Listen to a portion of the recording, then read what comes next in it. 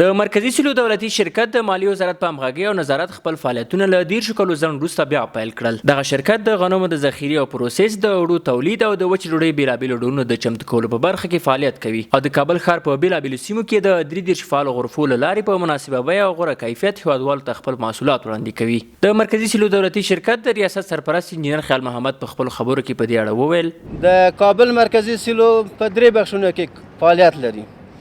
یو د غنمو ګدامونه دي چې پکې غنم ذخیره کیږي او بل یې د ژرندې یا د آسیاب برخه ده چې پکې غنم په ډېر ښه کیفیت سره وړه کیږي او دریمه برخه یې د تولید ده چې هغه هم شروع شوی دی. د درې برخې پلان فعاله دي، فعالیت کوي. د کابل ښار یو اوسیدونکی د مرکزی سیلو د بیا فعالېدو په اړه وایي سلام علیکم. زه د یو شغلمند ښاروال په توګه دغه سیلو چې نن افتتاح شو فعال شو ډېر خوشحاله یم چې دا سیلو بېرته خپل کار پیل کړي او دلته سیلو پخه شي او موږ راشو د ارزان په توګه خپل سیلو ترلاسه کړو او دې کې موږ ټول خوشحاله شو. د کابل سیلو د هیواد یو له 50 سیلوګانو څخه ده چې خپل فعالیتونه بیا پیل کړل.